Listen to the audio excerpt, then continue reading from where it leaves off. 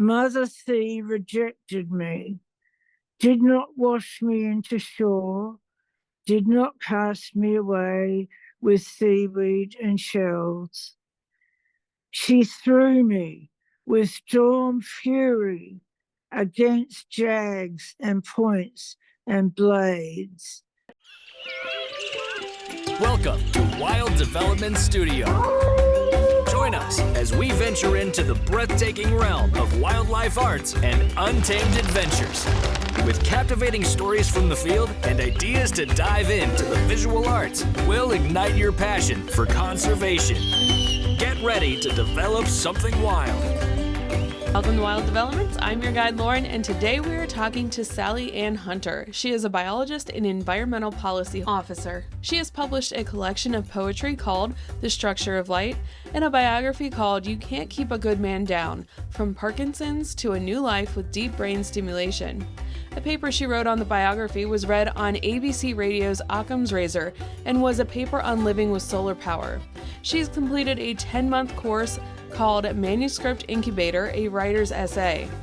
A novel called Transfigured Sea, Nature Writing, was published in 2022, and another called Golden Cups, Historical Fiction, is in the process of a publisher's revision. A number of her poems have been published in anthologies and online. She lives in Allendale Hills, where she gains inspiration for much of her nature writing. Sally, thank you so much for being here today. It's a great pleasure. So, reading your background, I know you're an author, but you are also a biologist and environmental policy officer. Can you tell us about your background with that stuff before we start talking about your book? Yes, certainly. Well, I was happily studying English literature and how to write poetry.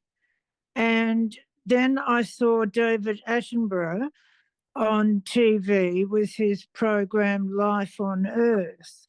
And he is a well-known naturalist and broadcaster in the UK. And he is now well-known in Australia as well. I don't know if he's known in America, but he does a lot of very good broadcasts about nature. And he gets right in there with the animals and plants. And they don't mind him being there, and it's wonderful. And he really inspired me. So from that day on, I wanted to study biology. And of course, when you study biology, you learn a lot about all the animals and plants. And the more you know about them, the more you love them. And the more you love them, the more you want to care for them. So that's why I studied environmental studies, so I could learn how to protect these lovely creatures in our world that I love so much. So how long have you been a biologist? Oh, my goodness. I was a mature age student, 30 or 40 years. Wow. I've been writing mainly the last 20 years, but I write about nature. Yeah, and so I guess two separate questions. One, as a biologist who's been studying in that field for so long, what are some changes that you've observed over those 40 years? Are we getting better? Are we getting worse? What are your thoughts? Well, as far as the ocean goes, we're definitely getting worse. We have a wonderful coral reef in Australia. It's adjacent to Queensland. It's called the Great Barrier Reef, and it used to be very colourful and wonderful to look at, but now the coral has been bleaching and it's all turning white, and it's a great disappointment for all the tourists who want to go and look at it. And it's a bad sign. that the reef is dying, actually. And there are several reasons for that. One is climate change, because the corals are so sensitive to the temperature of the water. If that increases, they can't handle it. And also, with extra CO2 in the atmosphere, that makes the water more acidic, and the corals can't handle that change in pH either. Of course, then there's pollution and overfishing. The overfishing is the worst problem. What are some things that we can do to help combat some of these negative impacts we're having on our planet? Well, that's a good question.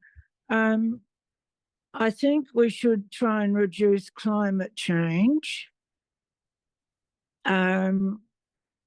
We could drive electric cars. We could get public transport more often. Electric cars are getting cheaper and cheaper and more accessible, and there are plenty of charging stations in Australia now. But if you can't afford an electric car, public transport is the second best option. Also, plastics pollution is the worst thing in the ocean, as far as pollution goes. Now, we all put our litter in the bin, which seems to be the right thing to do. But if you're out in nature, observing wonderful trees and plants and birds and animals, and then you go and put your rubbish in the bin, as soon as you're gone, some birds and animals will come along to that bin looking for food, and they drag everything out of the rubbish bin and leave the plastics lying around on the ground. Then the wind blows the plastic, the rain washes it down into the creek. From the creek, it goes to the river, and from the river to the sea. So I think what we have to do is take our rubbish home, find a secure rubbish bin with a heavy lid that the animals can't interfere with. Yeah, that's good advice. A lot of places in by the mountains where they have bears, they have lots of lids to keep the bigger animals out. But where I'm at in Ohio, we don't have lids on a lot of our trash cans. That is a really good point, where it's just going to blow out or the animals are going to get into it. So from your background in biology, what inspired you to start nature writing? Oh, that was the ocean. I found this wonderful book by a man called Gilpin. He's acknowledged in the back of my book, Transfigured Sea. And he divided the ocean up into different kinds of ecosystems. And I used the same process. And he provided me with most of the information about the plants and animals. And that's what inspired me, really. And the more I found out about these creatures, the more I loved them.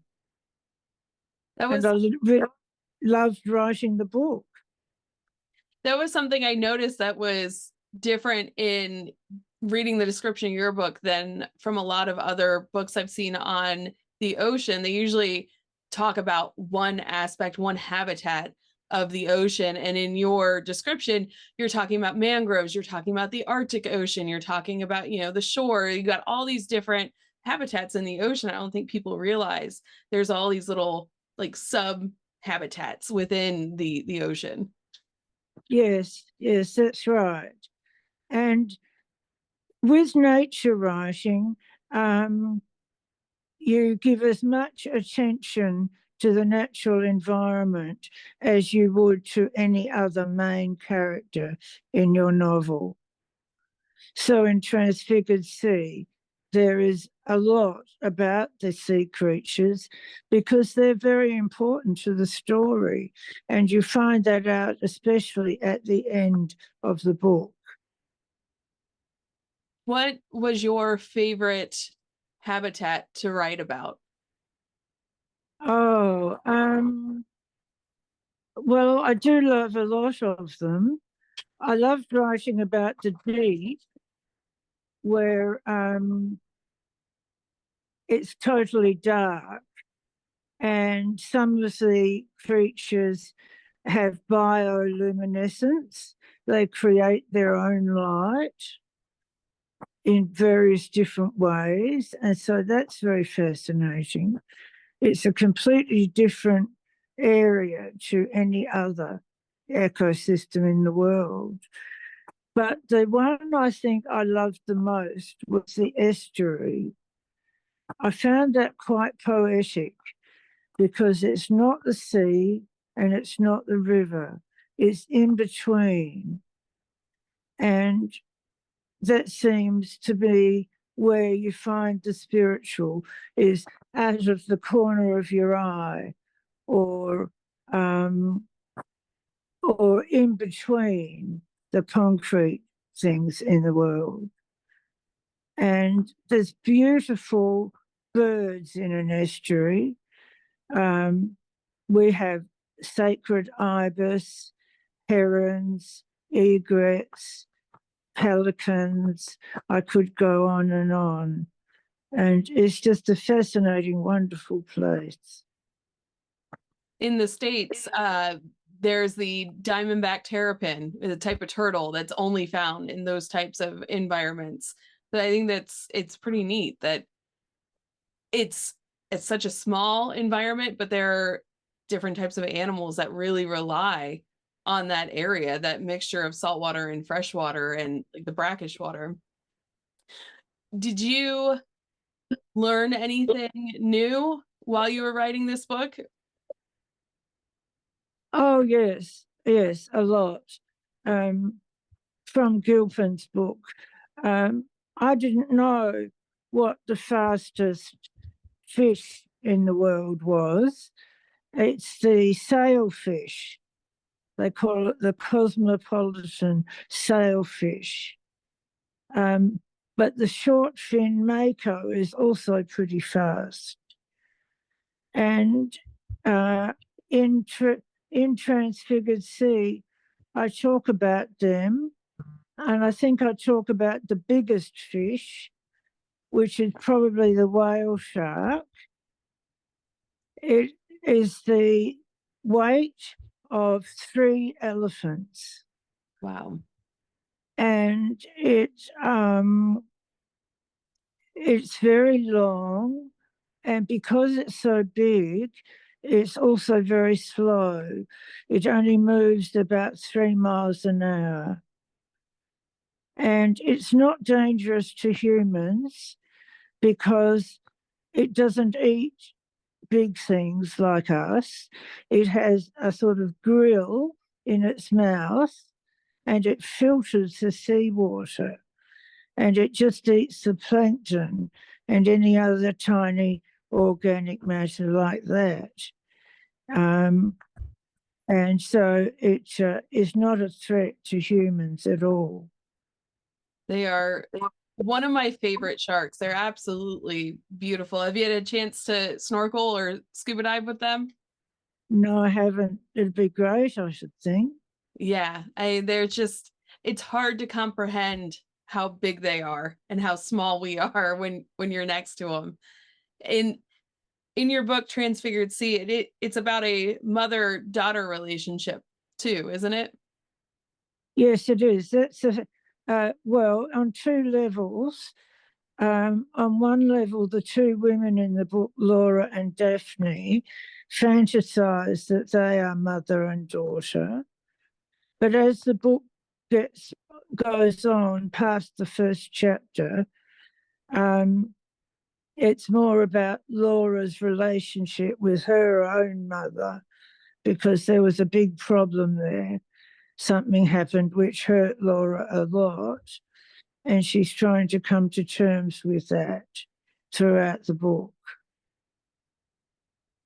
The sea is a place of change, and so these women have come here for the purpose of self-development, and they have no way of predicting the profound change which will come to them towards the end of the book. I feel that it's a very fitting background for female relationships by the ocean, because we're very moved by the moon, and so are the tides. So I thought that was a very interesting, I guess, comparison to the two. Yes, that's right. I think in mythology, the sea is often seen as feminine, is often seen as a mother figure. And so this whole interplay of motherhood in the book is important. I think it's significant that it happens in the sea. Yeah. Do you have any other nature writings in the work? Well, there's one that will be coming. I'm going to look at the ecosystems on land in Australia, and do a book where we move around to the different ecosystems on dry land. So, as an outsider to Australia, I've never been, I've always wanted to go, but Americans feel that, I can't speak for all of us, that there are a lot of creatures in Australia that are really dangerous. How is it in reality? I don't think our creatures are dangerous. If you treat them well, if you're not aggressive to them, they'll be fine. Koalas are beautiful creatures, especially when you see them with their babies. They're so happy to have babies. I've got koalas in my garden at home, and I love them. Kangaroos, I fed them by hand. They're beautiful. They do get aggressive and fight other kangaroos at times, but I've never noticed that or been aware of it at all. Overseas people often think of our sharks, and they are dangerous, so you take precautions. You swim between the flags, and if there's any danger, you get out of the water straight away. We do have dangerous snakes and spiders, but we have specialists. If a snake gets in your house, you ring up a specialist and he'll come and get rid of it for you. We're not allowed to kill them, or possums. Possums can be a bit of a nuisance, but we're not allowed to kill them. We take them back to some natural environment. Very good. I find it funny, like that's somebody's job, is to go from home to home and get snakes out of their house. I would not sign up for that job. That doesn't happen very often. I've never had a snake in my house. I've never known anybody to have a snake in their house. It's quite a rare occurrence, but we've got it covered. That's good. The box jellyfish, is that, as I think there was something with Mill Smith that he kind of introduced that to everybody. It's a very venomous jellyfish. That's not as big of a problem as people make it out to be, is it? I haven't heard it mentioned recently at all. I know it can be a problem. I don't think we have them in South Australia where I live, though. So I'm not worried about it. Good. And when you were an environmental policy officer, what were some of the things that, like your role when you were doing that? I was writing water allocation plans for part of South Australia called the Eyre Peninsula. And I was looking at groundwater and how that is used and making sure it wasn't used up too much to destroy the benefit of the groundwater, the ecosystem of the groundwater. That's very interesting. And the Australian wildfires, are you guys still suffering from the damages of that? Oh, yes. That was very bad on Kangaroo Island, which is not far from here. And also some fires came quite close to where I live. Oh, wow. And so we have an evacuation policy. If the weather is deemed to be catastrophic, I go and visit my sister on the other side of town. I have a bag packed at all times, so I can just grab it quickly and leave. We do take wildfires very seriously. That's very scary. Is that something that you guys have always dealt with, or is that something new because of climate change? Oh, it's getting worse because of climate change, yes. Yeah. But yes, it has always been there. Yeah. Well, I'm glad you have a plan, and I'm glad you were safe. That's very scary. We had some wildfires last year in Canada, and I live about 6 hours away in Ohio, and the skies were hazy from the Canadian wildfires. So, I mean, even being so far away, we were seeing some effects from that. Nature is pretty crazy. Yes, I can understand that. The same thing happened in Sydney. There were fires out in the countryside, and Sydney was covered with this reddish haze and the smoke, and was very present even in the city. Yeah. But getting back to my book, Transfigured Sea. Yeah. Yes, I say in the book that the sea is a dream and it's a place of change. And I also say that the sea is a whisper of emotion and a memory of intuition. And the book is quite poetic, and it also has poems in it. Every chapter has a poem, at least one. I thought I might read one today, if that's all right. Absolutely. Because I love the sea. I love the different colours you can get in the ocean. But there are times when I don't like it.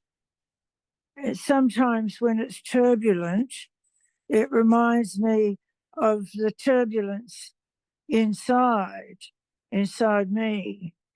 And I don't want to be faced with that. So anyway, Laura steps from one rock to another. Then she gazes into a rock pool filled with moving water. And this is the poem. When waves break against rocks and sea water surging meets and washes and is frantic, not relenting. It threatens and calls and absorbs. It shows us our depth, drowning us with vulnerabilities, self-pity, and tender exposures. Control dissolves, self is swept away, and framework lost. So I very much see the ocean as something that dissolves your framework. And I guess that's why it's a place of change. You've got to dissolve one framework before you can build a new one. Yeah, that's really beautiful. I like that you've embraced kind of both hemispheres of your brain. You've got the analytical part with biology, and poetry is more, I feel, artistic. And it sounds like you've blended the two beautifully in Transfigured Sea. Did you write all the poetry in the book? Yes, I did. Yes. Very good. And there's another poem, if you're interested, which is about Laura's relationship with her mother. But I've used the sea as a metaphor. There were very strong feelings involved. The poem is called Mother Sea. Mother Sea rejected me, did not wash me into shore, did not cast me away with seaweed and shells. She threw me with storm fury against jags and points and blades, lashed me repeatedly, picking me up and throwing me onto knife points. Shreds and tears became food for the teeth of sharks. Already masticated, my central self was gone. Threads of garments scattered in deeps under waves, sinking without form under a weight of water fading. You really painted this picture of this pain delivered by the sea in the mom. I mean, it's powerful. That's right. Yes, Laura was really hurt because her mother tried to stop her writing poetry, and to Laura, poetry was her whole being, was her whole reason for living. And so she got very badly hurt. She didn't give up poetry, and she worked on herself, relived the feelings as a form of catharsis to come to terms with them. And in the end, she forgave her mother, which is quite a big achievement. Yeah. What do you hope that people take away from your book, Transfigured Sea? Well, two things. One is the love of nature and the sea creatures. Two is the spirituality, which you'll find at the end of the book.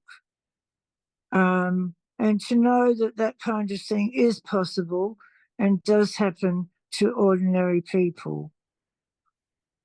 And I'll give you my website address, which is sallyannhunter.com. Sally Ann Hunter is all one word. There's no E on Ann, just sallyannhunter.com. Very good. And I will be sure to tag that in this podcast show notes and in the blog, so that people can click right over and check out your website. What would be your favorite place in nature? That's easy. I really love walking on the beach, especially if I'm alone, and you can almost taste the ocean from the wind blowing from the sea and the waves. And the wind is bracing, and it's just lovely. It's just a lovely feeling. Yeah. Do you get nesting sea turtles in your part of the world? I'm not aware of them.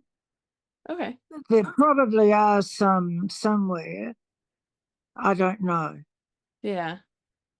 Yeah. The beach is my favorite place too. We had Tropical Storm Debbie 2 weeks ago, and I was in Florida for that. And the winds were only 35 miles an hour, which is still pretty rough. But the sand hurts so much at that Yes. at 35 miles an hour, hitting you when it's getting blown around like that. But yeah, the beach is so cool because it is ever changing, and you're always finding treasures and things like that. So Absolutely, yes. So I hope people will have a look at Transfigured Sea. I also, I should say, on my website, I have a list of the dangers and threats to the ocean, and I have a list of the things we can do to help protect the ocean. So that is certainly worth looking at. Yeah. Do you have a favorite thing that you like to do to help protect the ocean? Well, the things I've already mentioned, I suppose. Driving an electric car and being careful with my litter, not using plastic if I can help it. I reuse plastic. If I have to use a plastic bag, I wash it and dry it and use it again. That's good. So that limits the amount of plastic going to landfill. Yeah. Do you guys have recycling programs over there too? Yes, we do. We have different colour rubbish bins. Really? Yes, yellow is for recycling, green is for compost, and the local council composts all of that and then provides it back to us to use on our gardens. And the blue rubbish bins are for ordinary landfill rubbish. Okay. I like that you guys compost. We have like some straws and paper plates that are supposed to be compostable that people then just throw away in the trash because we don't have a compost when we're out and about. And so then it goes to waste anyway. So that's really cool that you guys compost. So yeah. We're almost out of time. Before we go, do you have one tip for someone that would like to connect or maybe reconnect with nature? Yes, well, spend time with nature. Go out there. And when you're out there walking or sitting in a beautiful area, observe the details of the trees or the flowers or the leaves or the litter from the trees on the ground, the good litter, the dead leaves and sticks and things. Observation is the key. Yeah, absolutely. That is great advice. Sally, thank you so much for being on the show today. Thank you very much for having me. It's been a great pleasure. Thank you. And until next time, get outside and see what develops. Thanks for joining Wild Development Studio. We hope this exploration into the world of wildlife arts and adventure has sparked a desire to get outside and connect with something wild. If you have an adventure that's awe-inspiring, don't hesitate to share. Click the link in the description to submit your story to have it featured on our show or be a guest.